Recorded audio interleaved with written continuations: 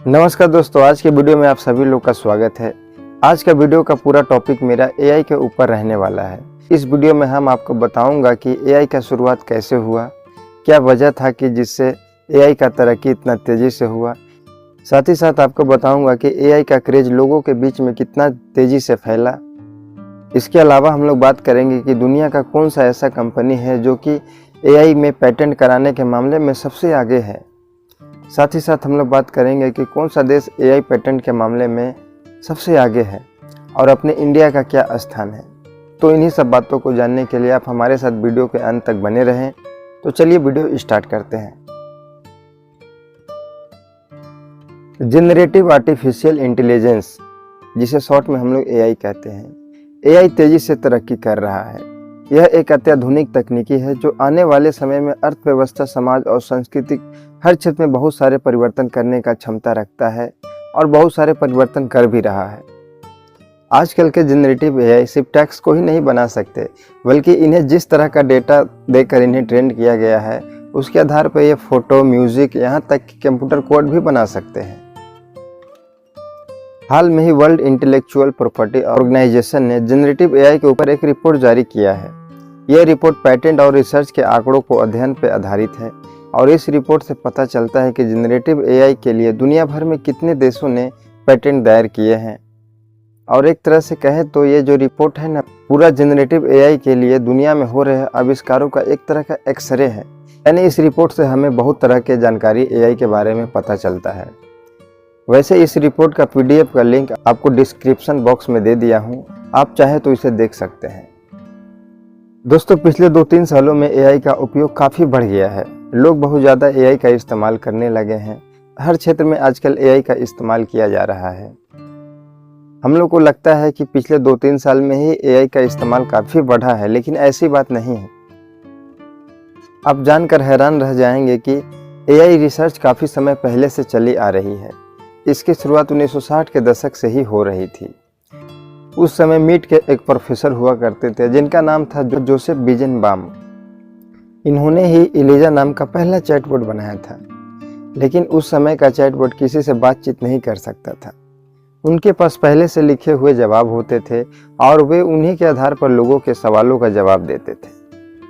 लेकिन आज जिस एआई को हम लोग जानते हैं, इसकी असली शुरुआत 1980 और 90 के दशक में हुआ था। उस समय न्यूरल नेटवर्क्स पर आधारित बहुत सारे डीप लर्निंग सामने आया था। आइए अब बात करते हैं कि आखिर क्या वजह है जिससे जनरेटिव एआई का इतना तेज से तरक्की हो।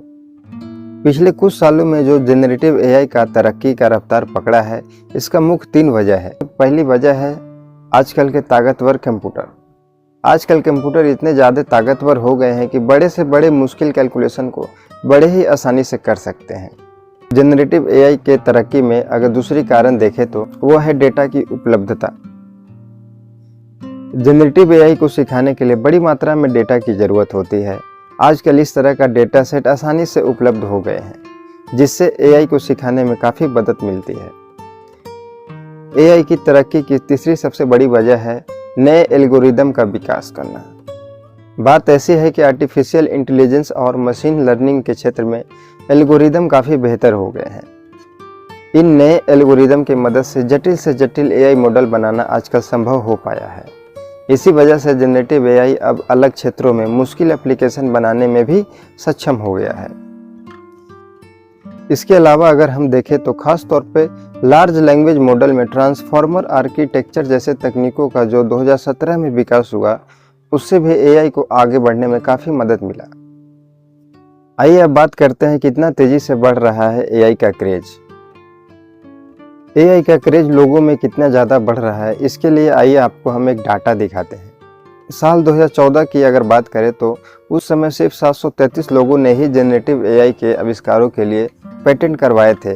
वही यह 2023 में आते आते यह आंकड़ा 14,000 से भी ज़्यादा हो गया, यानी यह 10 गुना से भी काफ़ी ज़्यादा बढ़ा। वही अगर एआई से रिलेटेड रिसर्च पेपर की बात करें तो साल 2014 में 116 जनरेटिव एआई से जुड़े रिसर्च पेपर प्रकाशित हुए थे, जो 2023 में इसकी संख्या बढ़कर 34,000 हो गई। यानी 10 सालों में यह भी 300 गुना ज़्यादा से बढ़ोतरी हुई। यह दोनों आंकड़े हम लोग को बताता है कि जनरेटिव एआई के क्षेत्र में रिसर्च और आविष्कारों की रफ्तार काफ़ी तेज़ी से हुआ है और आने वाले समय में इस क्षेत्र में और भी काफ़ी ज़्यादा तरक्की होने का उम्मीद है। आइए अब बात करते हैं कि जनरेटिव एआई पेटेंट के मामले में 2014 से लेकर 2023 तक के बीच में कौन सा कंपनी सबसे आगे है। 2014 से लेकर 2023 के बीच में अगर पेटेंट के मामले में देखें तो चीन की दिग्गज टेक कंपनी टेंसेंट का नाम पहले स्थान पर आता है।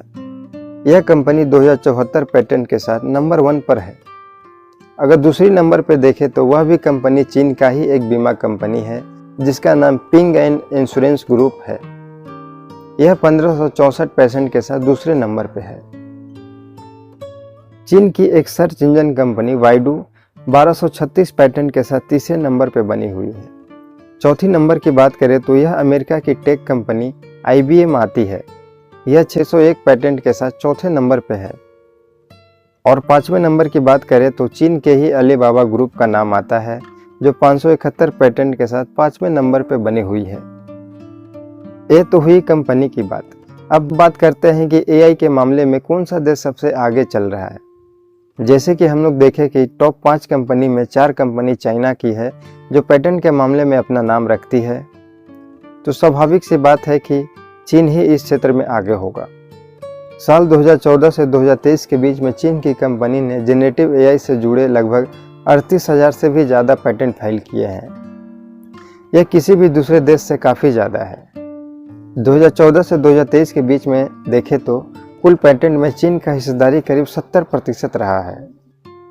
ग्रोथ रेट की बात करें तो पिछले 10 सालों में चीन हर साल 50% ग्रोथ रेट के साथ जनरेटिव AI पेटेंट का फाइल किया है। ये ग्रोथ रेट किसी और देश की तुलना में कहीं ज़्यादा है। चीन के बाद दूसरे स्थान पर अमेरिका का आता है। 2014 से लेकर 2023 के बीच में अमेरिका में करीब 6300 जनरेटिव AI पेटेंट फाइल किए गए हैं। एशिया के कुछ देश भी जनरेटिव AI के क्षेत्र में काफ़ी अच्छे काम कर रहे हैं, जैसे कि दक्षिणी कोरिया यह तीसरा स्थान रखता है, जापान चौथा स्थान रखता है और भारत 5वां स्थान रखता है। यूरोप की बात करें तो वहाँ पे ब्रिटेन सबसे आगे है। वह 714 पेटेंट के साथ दुनिया में अपना 6वां स्थान रखता है। यूरोप में देखें तो ब्रिटेन के अलावा जर्मनी का स्थान आता है। जर्मनी के पास 708 पेटेंट है। इसके अलावा कनाडा, इजराइल और फ्रांस जैसे देश भी इस क्षेत्र में काफ़ी योगदान दे रहे हैं। भारत वो इकलौता देश है जिसने जनरेटिव AI पेटेंट फाइल करने के मामले में चीन से भी काफ़ी तेज तरक्की किया है। पिछले 10 सालों में भारत में जनरेटिव AI पेटेंट की संख्या हर साल 56% की दर से बढ़ रही है, जबकि चीन का ग्रोथ रेट 50% रहा है। दोस्तों, आज के वीडियो में बस यहीं तक। हमारे द्वारा दी गई इस छोटी सी जानकारी अगर आपको अच्छा लगता तो आप हमारे वीडियो को लाइक कर सकते हैं। चैनल पे नए हैं तो चैनल को सब्सक्राइब करें। बहुत ही जल्द मिलते हैं कि अगले वीडियो के साथ। तब तक के लिए धन्यवाद।